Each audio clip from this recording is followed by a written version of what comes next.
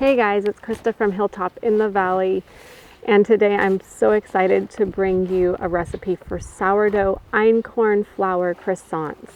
This has been a long time coming. I have many papers of notes that I've made while I was figuring out this recipe and figuring out the whole skill of trying to fold the dough for this one.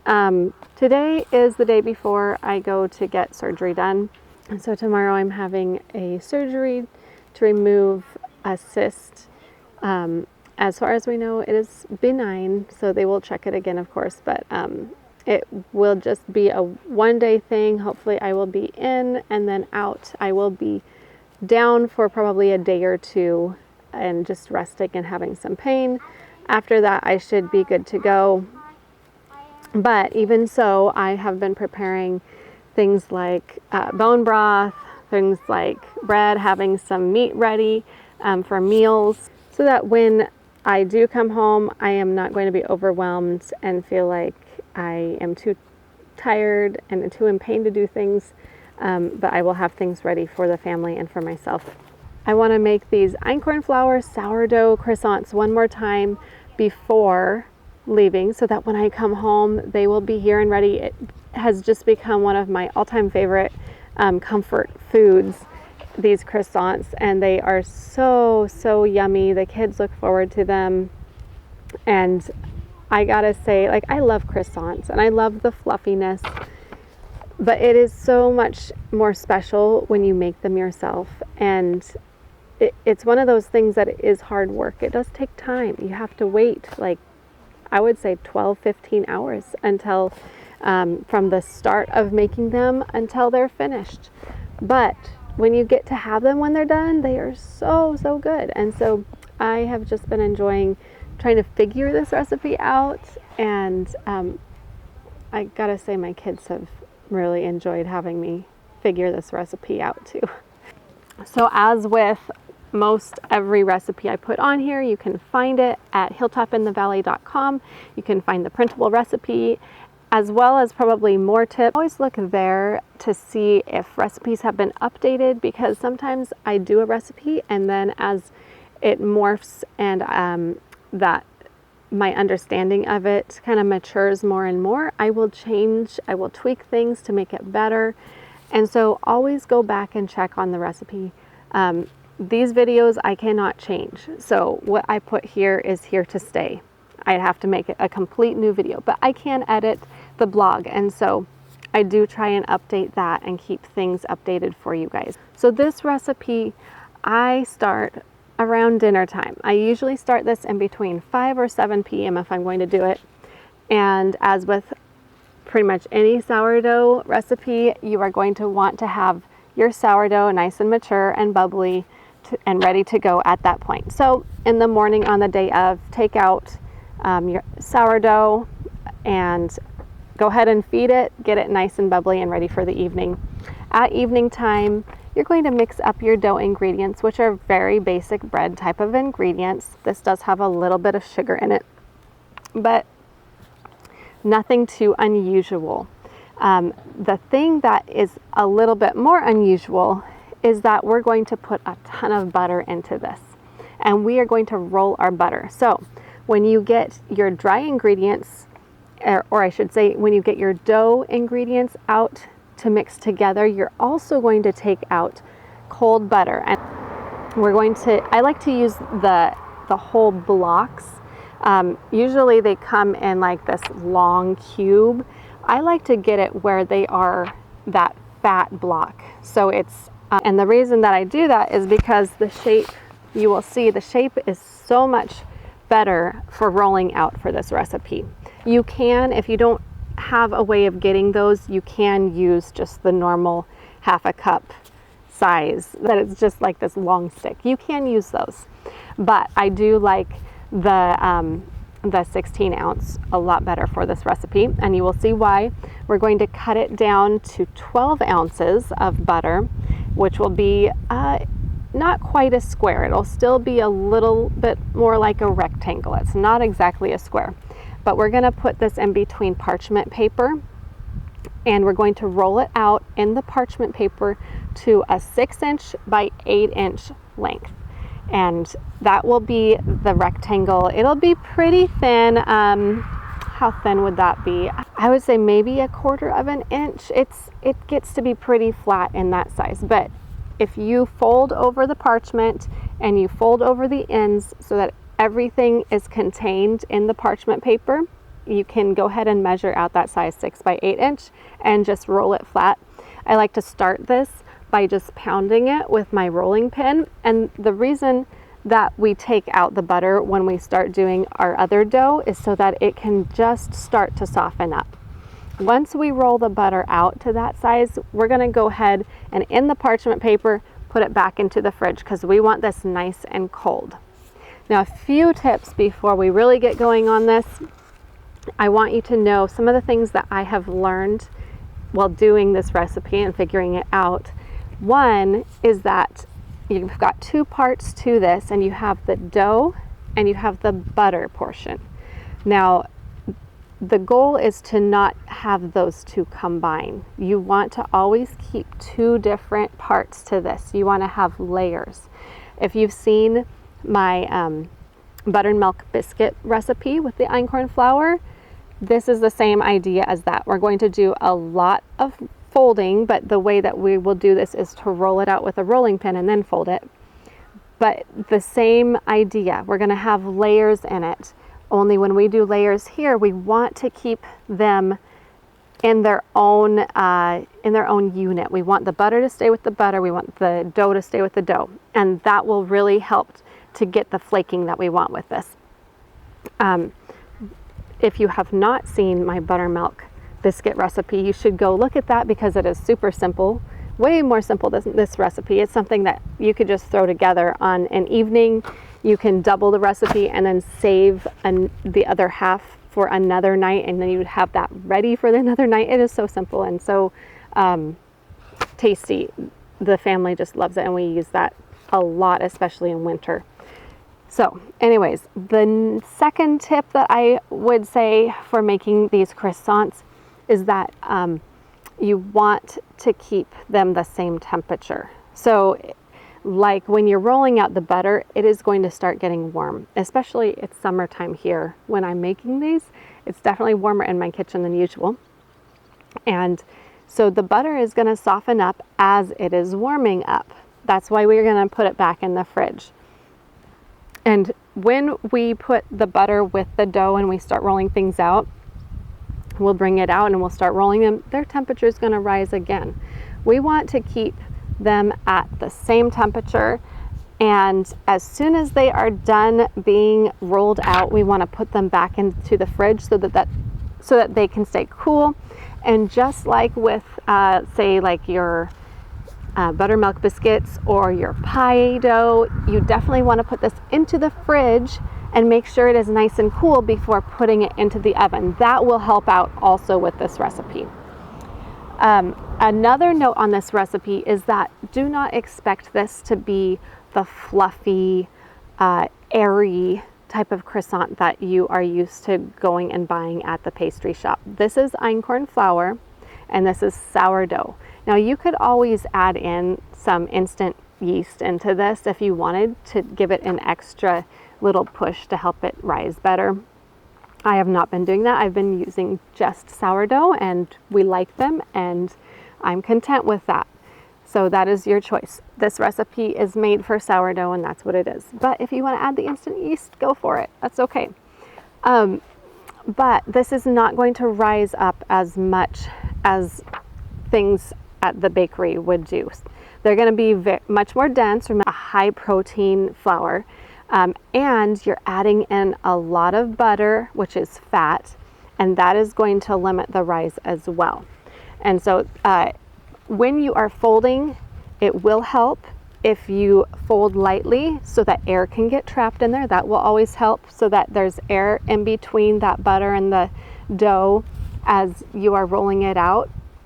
Another thing to remember is that with the fat and the einkorn, I've found that a little bit of less fat does help it. And so when I first started doing this recipe, I was using as much butter as I found in other recipes, and they tasted really good. I mean, like, they were really buttery, but that was as much butter as was used in other types of flour, and it didn't necessarily work out as great in the einkorn.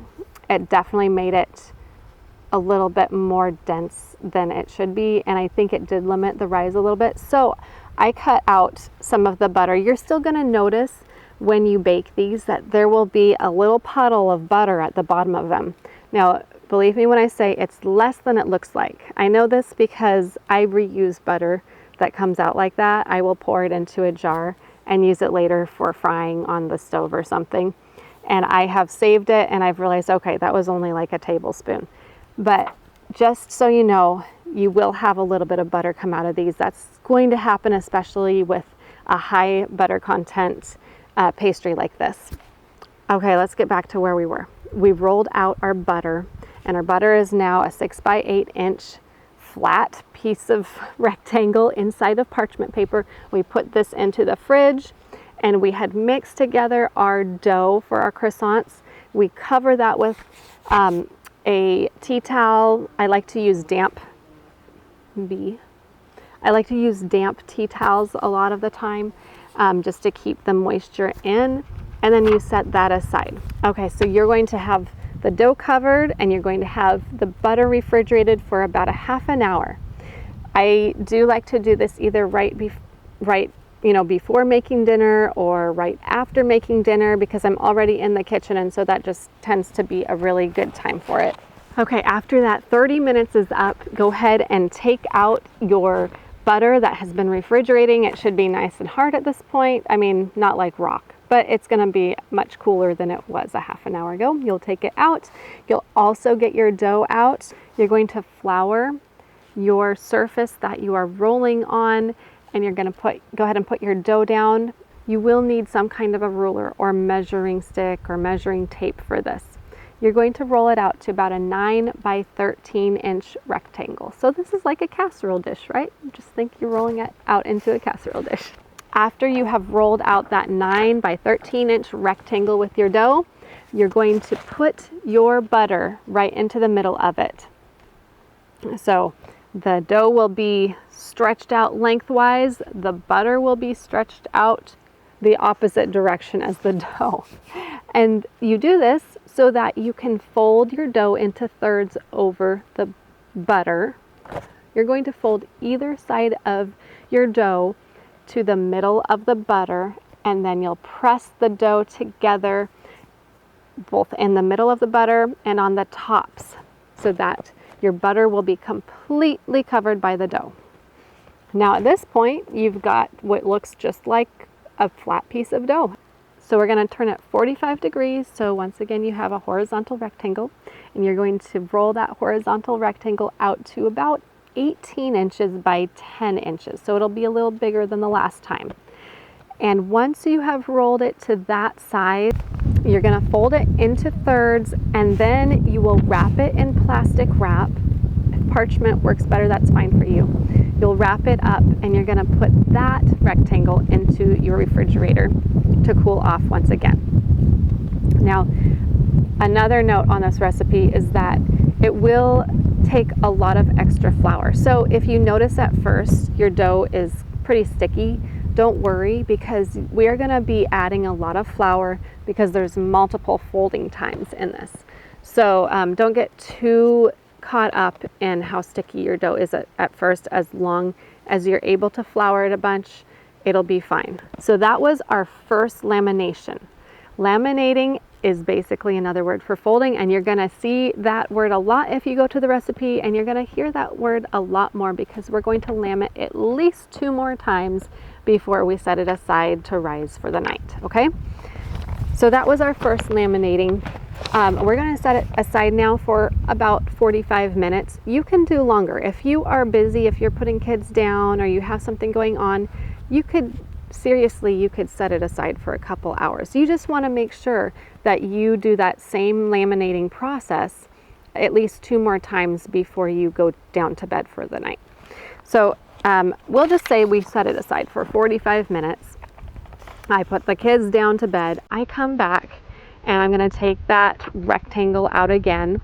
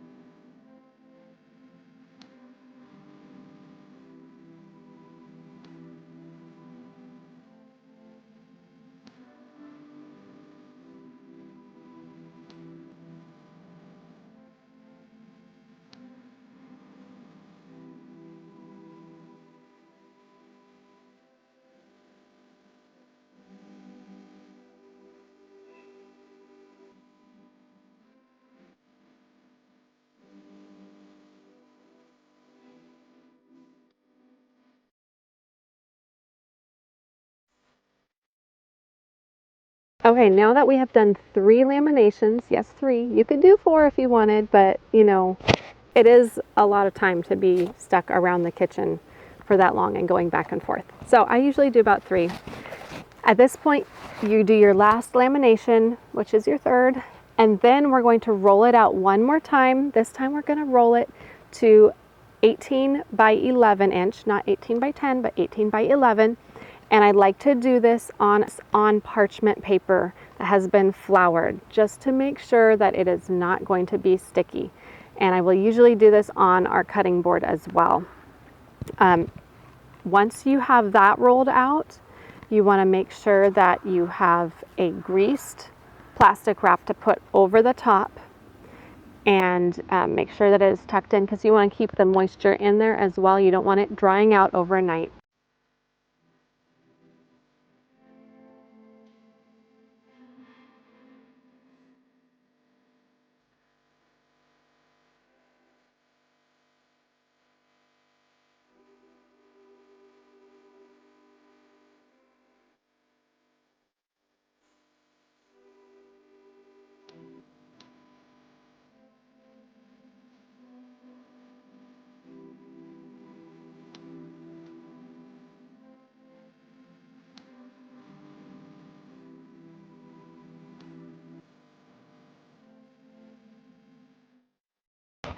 And then you're going to allow it to rise overnight in between about 8 to 12 hours. Now I have just put a tea towel over the top before. I really recommend trying to keep the moisture in as much as possible. Don't forget that.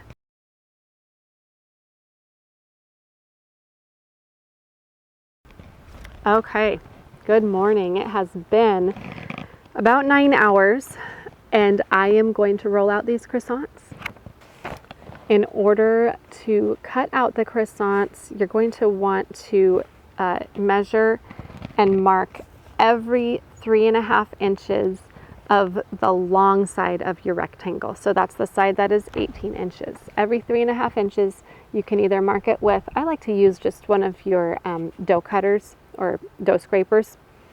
You can also use a pizza cutter. You could use a knife to mark this. Any of those will work. So you should have a cut on the bottom of the rectangle and a cut straight above it at the top. Every 3.5 inches, you'll have a cut. So if you were to cut straight down, there would be a line going from the top of the rectangle to the bottom of the rectangle.